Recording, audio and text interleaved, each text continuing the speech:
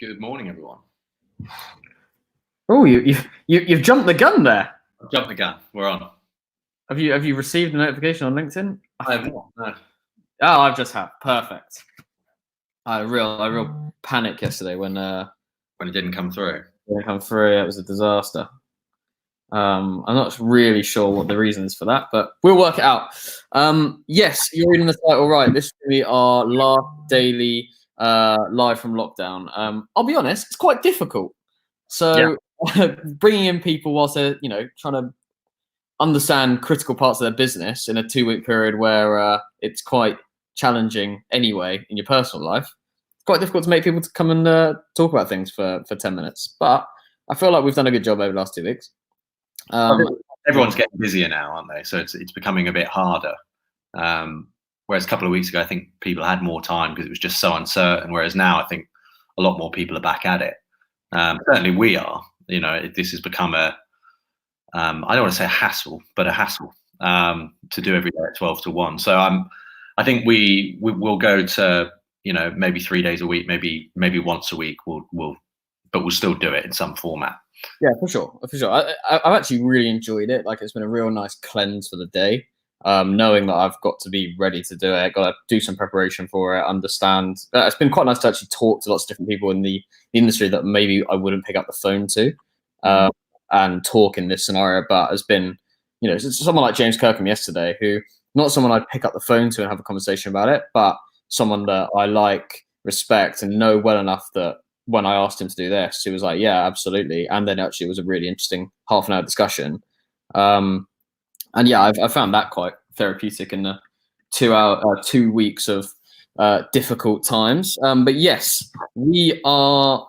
We're going to be honest with you. We're going to struggle through half an hour today. We've got no guests. We've got no agenda. So we're basically going to be taking open questions from the floor. Thank you very much if you've joined us nice and early. Yeah, we're open to taking questions. In the meantime, Aaron Shepherd, Mr. Rishi Sunak has come out over the last 24 hours and said that he is forcing banks to drop personal guarantees for entrepreneurs looking for relief from the government's coronavirus business interruption scheme up to 250k, and that they will only have to personally guarantee beyond that on the 20% the government isn't backing. Anything more than 250k, which is a fantastic move forward. It is, and if you require less than £250,000, it's a brilliant move, and lots of businesses will require less than that. So I think for a lot of the smaller businesses, that will really solve their problem. The larger businesses who are managing cash flows, or you might have 20, 30 million, you still got to be under the 40 million cap or whatever. But if you're doing 20, 30 million, like us, then obviously 250 grand's not really going to do it. But I can't really have a go at. No, I think it's the right move. The majority of businesses who need this help right now in the next 4 weeks are businesses that need less than 250 grand. 100%. And I've always said that the most important thing is to keep those smaller businesses, the community businesses intact, the ones where there isn't a corporate backer and all this sort of stuff. So if you're going to save either small or big, I'd rather save small, even if we don't fall into that.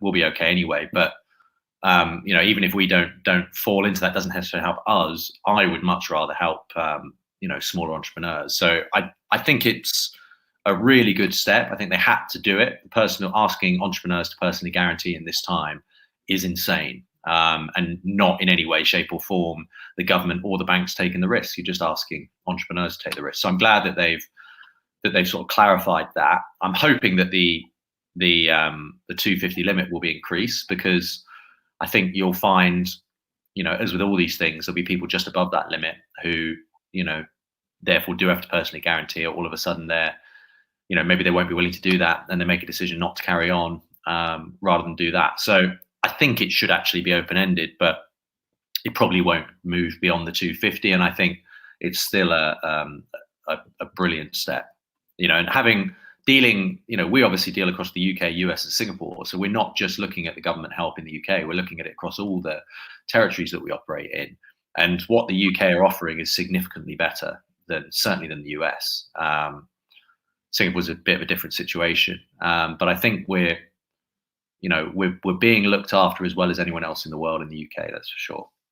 Right, questions from LinkedIn, and thank you very much for your questions. You're helping two very poorly prepared people out get through a half an hour. So let's start with Michael Wallback. Are you finding clients are holding budgets back despite more people being on social over the last 2 weeks? So some yes, a lot no. We're seeing budgets, overall ad budgets reduce for sure, and a lot of them just go on pause. I think most brands have taken them off pause now, but they may have reduced depending on what business they're in. Some won't have reduced at all, and some have actually increased spend, but the vast majority will have reduced by, say, 50, 60, 70%, 80% their ad spend.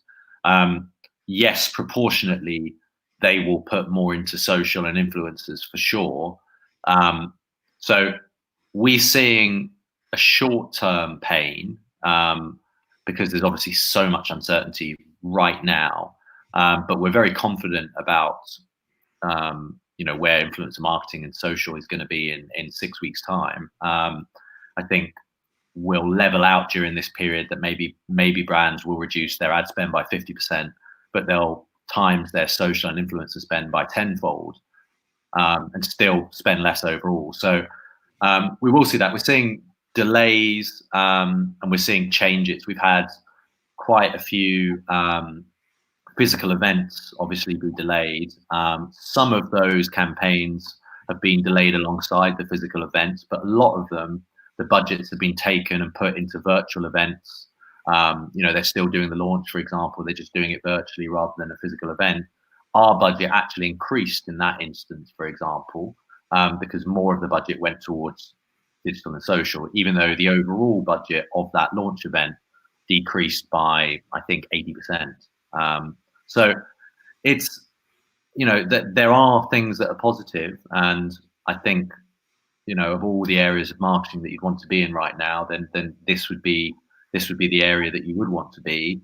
But if deliveries stop, things are going to get very difficult. There are things that we're not protected from, just like everyone else. The world does have to carry on. We believe it will. As long as brands still spend 10% of their budgets, we're confident it will come to people like us. So yeah, hopefully that answers the question.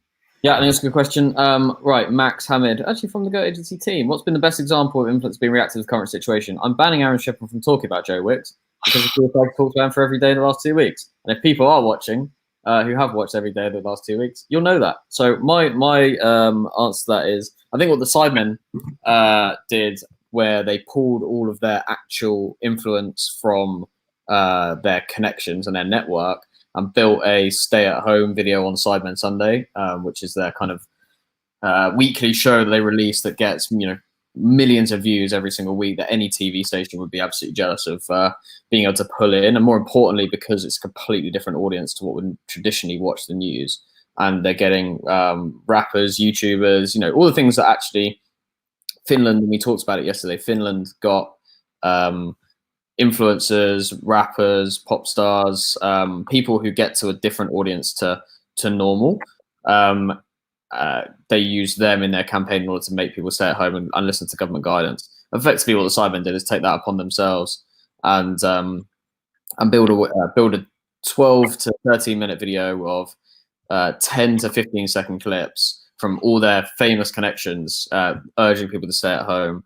And it was a great move. I think we talked about it with Stu Jones on Tuesday this week on the live, that maybe a year or two ago, the Sidemen boys wouldn't have taken it upon themselves and wouldn't have seen it as something they should do. And now they're much more mature. They understand their responsibility in the market. They understand their power. I think more importantly, that society understands their power, mainly because of JJ's fights and the numbers that it produced in the mainstream, and the responsibility that goes with that. And I think if we see more and more of the influencers doing that, but also I think the YouTubers who are just creating content as normal and still providing the entertainment service, I think is still very valuable for what we're doing. I think if that stopped and content stopped from Netflix announced or released like 10 to 15 new series yesterday, and some of them way earlier than they expected, just because they know there's a massive void in people's lives, and entertainment is so critical in this period. And no, I agree. That's it. I've been distracted by Jamie Balding in the comments. Is he having a go at my hair still? He's having a go at both our hairstyles. Okay. The first question from Jamie, big question, I'm sure on a lot of people's minds: is Harry going to red eye his hair while in lockdown? I assume he said red eye terribly. Red eye. Yeah, my thoughts. I mean, I've had a lot of different thoughts over the 2 weeks. One of them has been completely shave it off. One of them is going grow it out to the point where it looks like a Neapolitan ice cream. And then the other part of it is, can I get hold of some cheap hair dye that would do the job? But I am in a dilemma, if I'm perfectly honest with you. I'm holding out for the ability to get a personal hairdresser into the flat at some point in the near future when that is allowed. Good. Well, I mean, always great questions from Jamie. Second, equally important question: will Aaron be going for a Guinness World Record while in lockdown for world's longest top knot? You better believe it. Okay, some other questions here. I've got one from Ben Fox. What's your view of McDonald's? What's your view of McDonald's who got some serious backlash? Was that justified, or just lots of people looking through their cynical lens? What backlash did they get? Was that from them when they separated the M? Is that what they're talking about? Or the fact that when they didn't, when they closed down the stores? Or did they not pay anybody? Like, what was their Ben Fox is if you could clarify the question, Ben, then we'll answer it. I might be being incredibly ignorant and naive there, but I'm sure they did something good. They did great advertising before, and then they closed down the stores. But I'm sure they paid them out, but I might be completely wrong. That's right. We've got another question from Josh Clark. Non-COVID question: how much of an impact has the vlog had on new business for you guys? Is it now central to your marketing strategy? Yes, it is central to our marketing strategy. We didn't, we started the vlog just over a year ago, basically because we felt like we were being hypocritical by not doing it ourselves, and we were telling clients to do it and we weren't doing it. So to be honest, that's why we ultimately did it, was just to fill a hole for ourselves. We thought there'd be client benefit, and there has been, which has been great. What we didn't expect, which I tell all our clients we're thinking about doing it, the other advantage has been the general GOATs employee buy-in. Even being at home like this now, where we're not seeing each other every day, the fact that I watch the blog every day and get to see what everyone else is doing is actually, really ties people together. You really get a sense of community, a sense of family. So it's had a great employee retention benefit. The job applications we get are crazy, and in big part because of the blog. It also really allows people to see us before they come to us. So it probably puts some people off, but it means that those that do reach out to us have kind of already decided that we're the right sort of people to work with. The interesting thing is, if you started following us or have heard about us in the last 12 months, then it literally is down to the vlog. We made a very conscious effort to not talk about or do any marketing for the first 4 years. And if you knew us, it's basically if you've worked with us as clients or as partners in something. That's how people knew who we were. We did very, very little external communications in any way. We had no email database. We had no following online. We didn't talk about ourselves. We never had any PR. If you try and find anything about our company pre-2019, good luck. It'd be very, very few and far between. Maybe a few podcasts that Aaron and I did or Nick did, but very, very little. If you've heard about us since January 2019, there is a very good chance that it is directly in correlation to the vlog or something that vlog has helped us do. Now, maybe that's because we've been able to talk about our staff more, and therefore more our staff talk about it online. Or you've seen a vlog, or you've seen a live, or you've seen a piece of content, or you've seen that we've grown on LinkedIn, or whatever it might be. More publicity because we got named fastest growing agency in Europe by Adweek, or we got named in the top 10 by The Drum. But all those things just came because we started vlogging. We've never reached out to anyone to do this stuff. We just became on people's radars. So that was the key move from us on a new business point of view, is how can we get on people's radars? And that's what the vlog allowed us to do. But, we didn't know what we were getting into. We really, really didn't. We still don't. I've got no idea what's coming next. Okay, so Ben Fox clarified there. He is talking about separating the M from McDonald's. I think it's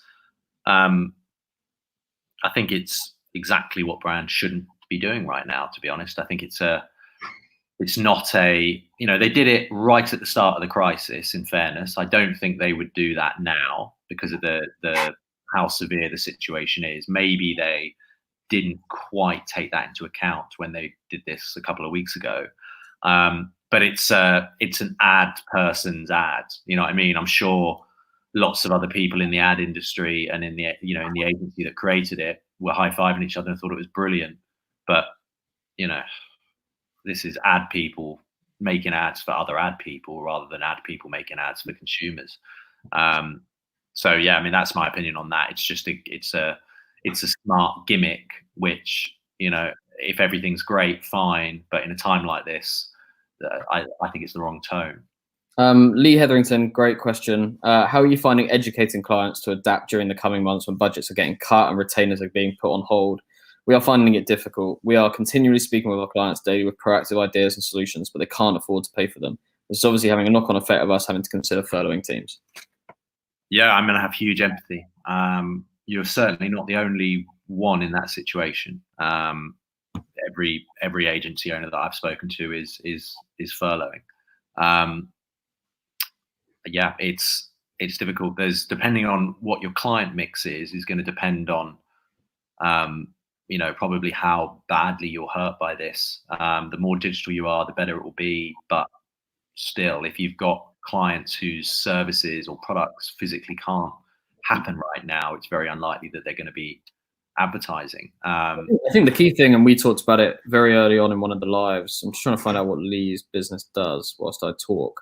Marketing, unforgettable experiences. It's the Scion agency, CYON agency. Yeah, so my feeling on what we've talked about quite a lot in the last week or so is kind of reimagining your business from scratch, as if you were to start it today with all the resources.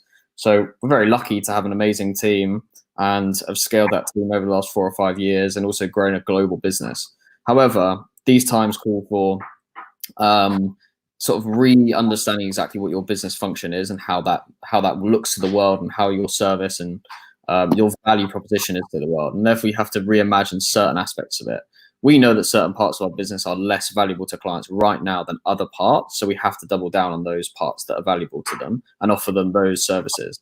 And we are very lucky in the fact that our services have not been as disrupted or not had the ability to be disrupted as much because they're digital. But yeah, you need to continue to be proactive. You need to reimagine actually what people's job roles could look like in this new world and act now. I think we talked about that quickly earlier this week, where we're saying if you're waiting for this to blow over, if you're waiting for this to get back to normal, if back to normal is what your whole strategy is based around, then pivot now, get that out of your mind, because back to normal is going to look completely different to what it looked like 4 weeks ago. And some businesses are just not going to survive because they didn't pivot fast enough, not because they don't have good people. And the key thing for me is, okay, well, look at the resources you have, look at what skills you have in the team, look at what you've been good at, look at what other people are buying and what other people are doing in the market, and push towards the area, especially if you're in marketing, push towards an area where they are going to spend a lot of money in the next 2 to 3 years, and especially in the next 2 to 3 months, which is digital, social. And we're even seeing like clever TV companies creating really simple TV ads using selfie shot videos, stop motion animation. Like, there's so many different ways that people are going to actually make an impact in the next few months. You just have to be smart, and you might have to ditch a few things with your business in order to make it happen. The key thing is to not be emotional to the business you built over the last X amount of years, and reimagine it through the resources you've got right now and the brand that you've built to go and build a brand from today.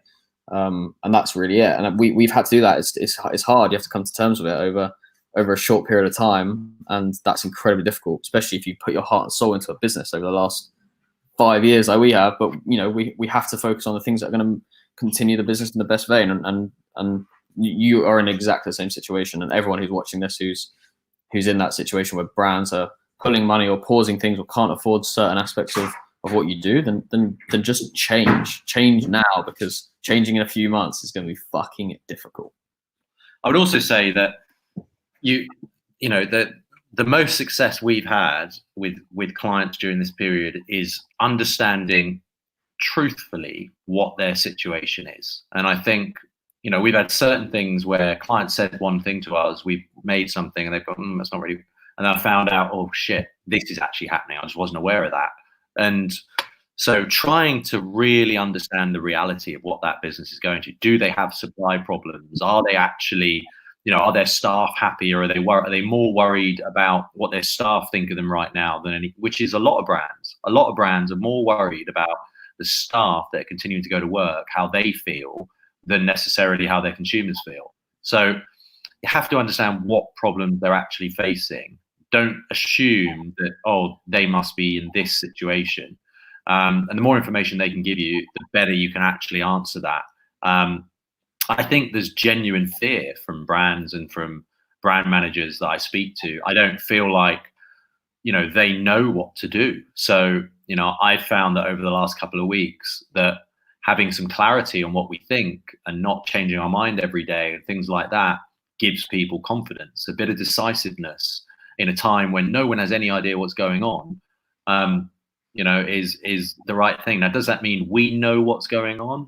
Not in the world, but we understand social and influencers and how that ecosystem works. So we can lead brands into that with safety, where they know they're not going to get hit back for it. And that's what people are looking for right now is confidence and security from someone else, because no one's got it themselves. Question here. I like this question. What can companies like Live Nation, Ticketmaster, etc. do to keep eyeballs on future live events? My position on this is they've forever been a service which provides for other event companies to hold the majority of the budget and win the profit. They can transition right now. Their move should be to own the event and the ticketing service for it. They can do that virtually. They can do it in real, but they can actually build new events. There's going to be new sports. There's going to be new styles of events. There's going to be new things that come up that people want to go and watch. They want to go and see because of this. There's going to be an unbelievable influx of people that are going to go and do the traditional eventing when we come out of this, the sports events, the music events, because they missed it so much. So they're going to have that part of the business anyway. This is the time where they should focus on new events that are going to spring up. How can they own the IP and own the ticketing for it? And whether that's virtual or not, there's a huge opportunity for them to transition right now. Whilst events are cancelled, so focus on something else. Comes back to that pivoting. Change now whilst you can, because in 3 months, what you've done is planned, then too late. Yeah, I think it's even more, that these events companies can't wait for it to go back to normal, because that could be 9 months, right? So, and there's no way they can survive that long.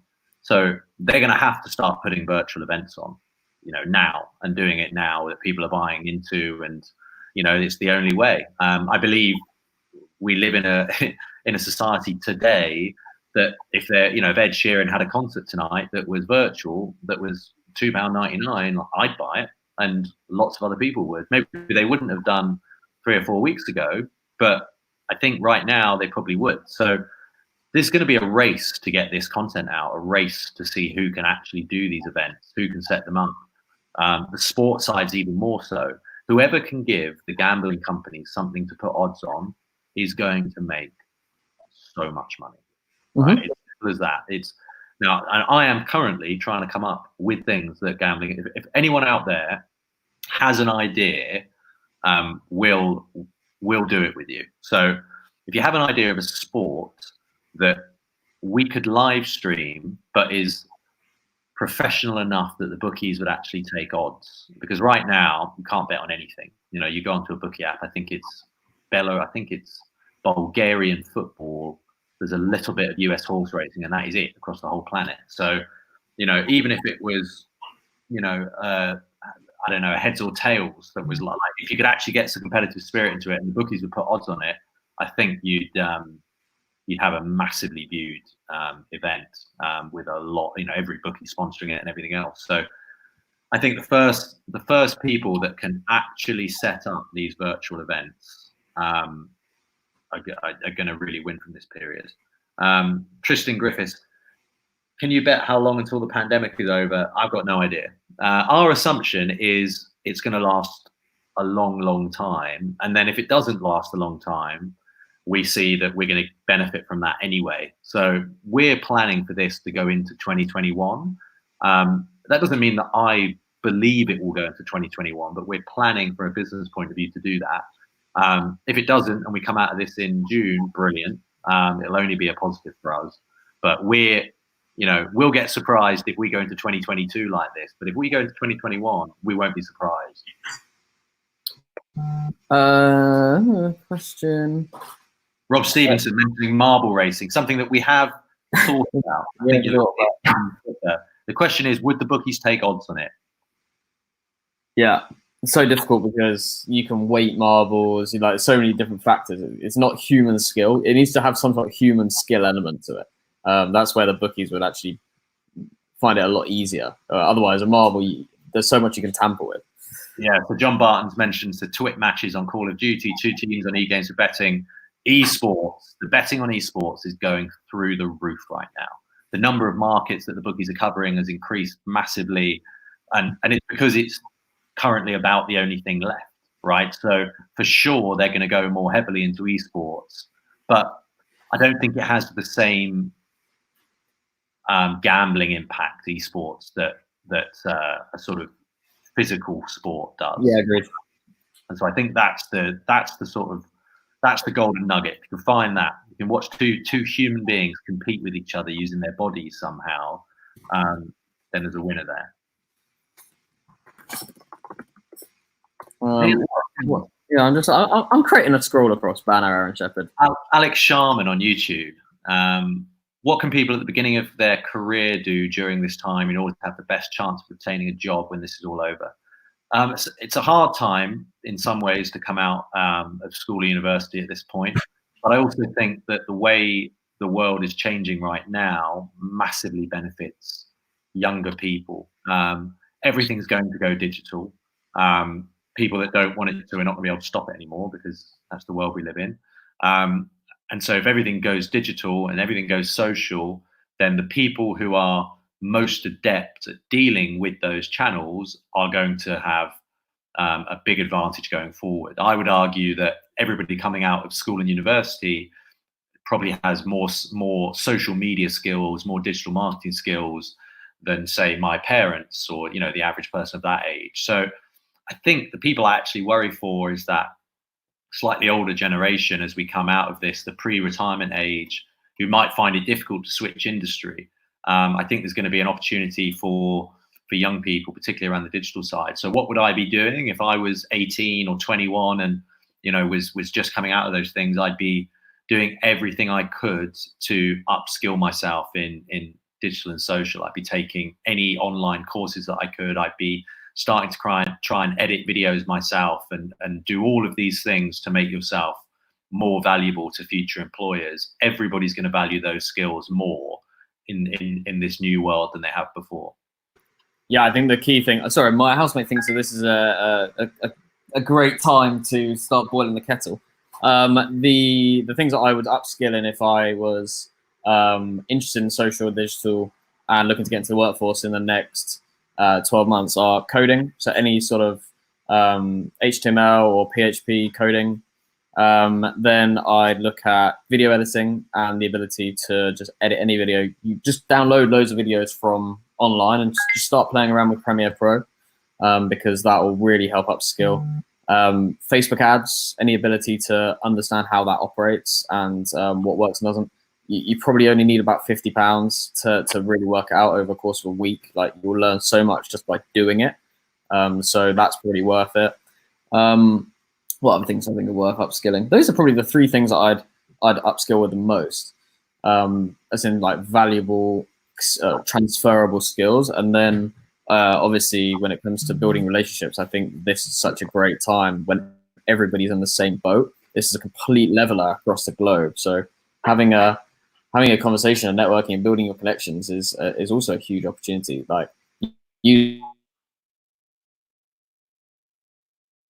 I've lost Harry. I'm actually going to jump in and answer. Katie Bolin's just put, why is this the last one ever? To be clear, it is not the last one ever.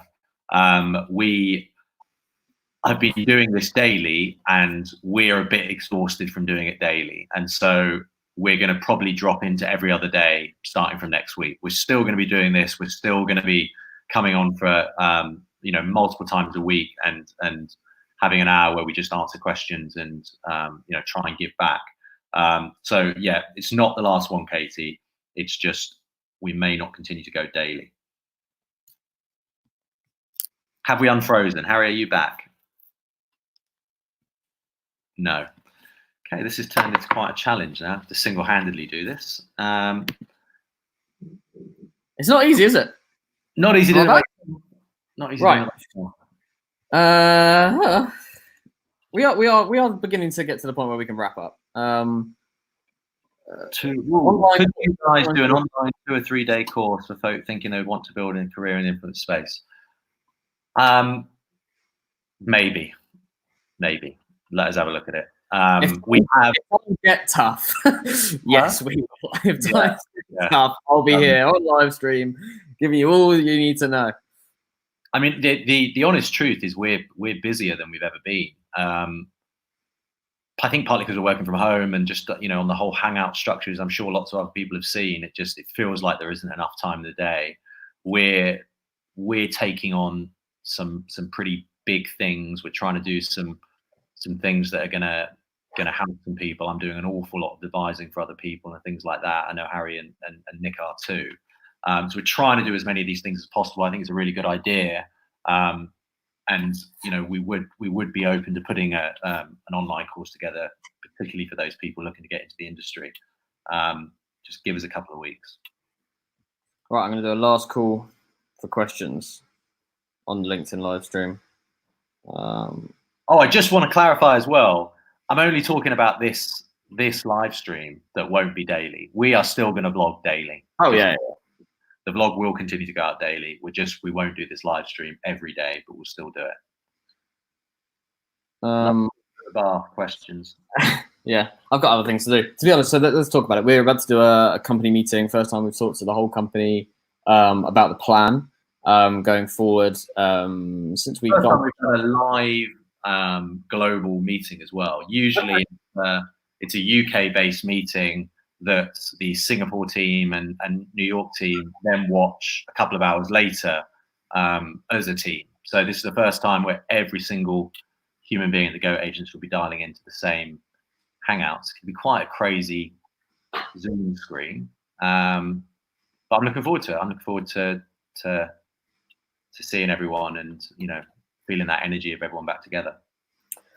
Yeah, and I'm sure there'll be lots of questions as well. One of the things that we'll be bringing in into our new sort of work from home structure, which is something we've never done before, is a sort of 30 to 45 minute director Q&A drop in. So we're going to start at the end of the company meeting in about an hour and a half time, where anyone can ask any question. We're completely transparent with them, but then we're going to do that weekly for 45 minutes in a specific time, and people can just drop in if they want to ask questions, and they can. So yeah, we're trying to keep the transparent nature of our business as much as we possibly can in a difficult circumstances. We've always been like that in the office. People can come into our office, just ask us anything. We've never tried to make ourselves higher up than anybody else, and we want to have these honest conversations with people. And I think in this time more than ever, people need that honesty and need that transparency in the place they work in order to feel comfortable and secure. So we're going to be doing that, plus a lot of other different initiatives in order to help people get through this time. Anyway, We don't seem to get any more questions. We've answered loads. Ask one more. What are you using for the team meeting? Where we're using Zoom today. Yeah, although we're normally Hangouts people. We are usually Hangouts people. But yeah, there's a few. It's been actually. I did a quiz again last night. I was actually the quiz master. And one of the questions, well, there were 2 questions in there, which I thought were really interesting, which was, when did House Party launch and when did Zoom launch? And House Party, the answer is actually, I think, February 2016, which is crazy. And Zoom only launched in April of last year, April 2019. It's a year old this month, Zoom. Is now Zoom more than every US airline put together. But then Zoom again, San Francisco based? I'm not sure. It's US, yeah. Yeah, San Jose, California. Incredible. Has there ever been a business that's grown quicker in a year than that? I don't think so. It's certainly got hit on the NASDAQ yesterday. 11% down yesterday. Yeah, it's done some. It had a terrible PR yesterday around hackers. Is that exactly the same situation of Zoom at the moment? We certainly won't be sharing our Zoom Hangouts to anyone. But yeah, we've got a very good. It's not a challenge to anyone, but we've got a good security team, so we're relatively comfortable. But there's all these things. I mean, I know hackers that could hack anything, so it doesn't matter how protected you think it is. There's always someone that can get into it. We're not trying to take down the world, so I'm not so worried about somebody dialing in. For sure. Oh, well, there's a funny question on the YouTube comments about Fame MMA. Stuff on your Twitter hat yesterday. I have no idea what's going on in Fame MMA. To me, I don't want to get any. I absolutely don't want to get involved myself. If anyone wants to see that insanity, go to Harry's Twitter, and you can see the carnage unfold. But yeah, nothing to do with us. We know a lot of creators who are obviously pissed off from it, and I think Harry was just having a bit of a Robin Hood moment yesterday, where he's trying to set the world to rights. I just wanted answers. Yeah, I was the press. I was the press officer at one of the press conferences. I just wanted some accountability. Sorry, Tom W has just said Zoom is 9 years old. He's had your pants down if that's the case. And I'm looking at re-look at. I'm looking 2019. My goodness, Tom. Thank you so much. I will not tell. You're gonna have to redo your whole quiz. Family quiz is null and void. I'm not going to tell them. I'm just not going to tell them. Where did you get the 2019 number from? Oh, just literally type in Zoom launch date and the first big number there. But that's the launch of their IPO. That is my mistake. I did think that was mad. Anyway, if you've watched this every single day, thank you very much. We've really enjoyed your companionship as much as hopefully you've enjoyed ours during your lunch hour every single day for the last 2 weeks. It's a tough time. Again, my housemate thinks it's a suitable time to start cooking using the frying pan. That is not smart. So yeah, thank you very much for watching. We really appreciate all the comments. We really appreciate all the questions. It's been tough. Everyone's going to get through this together. Keep working hard. Keep doing what's best for you. We will pull through. But yeah, we will continue to vlog every single day that we normally vlog. Monday, Tuesday, Wednesday, Thursday, Sunday. There will be additional content. I suggest every single one of you watching this goes and follows Matthew Wyatt on LinkedIn. There is some content that we're creating every single day that isn't work related, but just a bit of fun, bit of outside the box content creation for those in lockdown as well, thinking exactly the same thing. So yeah, Matthew Wyatt on LinkedIn. That'll get you a sort of 2-minute comedy fix every single day. We'll continue doing this. I think we'll probably go to once a week. We'll do like a Q&A drop-in session like this. I think this worked quite nicely for half an hour. Thank you very much for watching, and we'll see you in the coming days. See you next week. Have a great weekend, everyone.